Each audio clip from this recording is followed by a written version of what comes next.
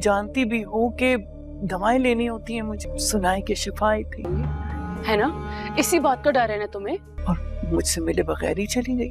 कि मैं यहाँ आ गई हूँ, अब तुम सबके चेहरे पे से नकाब उतार कर फेंक दो। मैं नानू से मिलने आई थी, वो सो रही हैं तो बस नाम ली। खैरियत है आज इतनी सुबह सुबह? कब से नाश्ते का इंतजार कर रही हूँ, घंटों गुजर गए। नहीं बीजान, शिफा तो खासकर आपसे मिलने आई थी। वो उठेंगी तो मैं तुम्हारा पैगाम दे दूंगी। आज इतनी परेशान होने की क्या जरूरत है? ओह, तो कहीं तुम्हें इस बात का डर तो नहीं है कि मैं दादू से एक बार मिल आता हूँ, मिले बगैर ऑफिस नहीं जा सकता, नाराज हूँ। मैंने कब कहा आपसे ऐसा? कहा तो है कि वो सो रही हैं।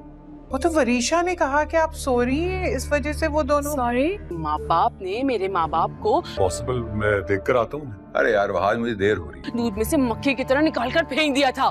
सो रही हैं इस वक्त? ये सारा तख्तो ताज मैं तुमसे छीन लूंगी।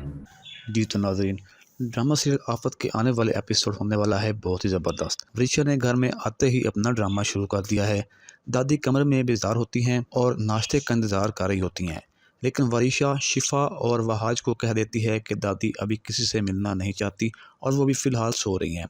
वहाज को ये बात बिल्कुल अच्छी लगती क्योंकि वो दफ्तर जाने से पहले दादी से मिलना चाहता है। वो बार बार कहता है कि अगर वो बगैर मिले चले गए तो दादी को ये बात पसंद नहीं आएगी। नाज़रीन, वरीशा वहाज के साथ बहुत गलत कर रही है और उसे ये भी कहती है कि मैं तुम सबको बेनकाब करूँगी। नेक्स्ट आने वाले एपिसोड में आप लोग ये सब कुछ देखेंगे।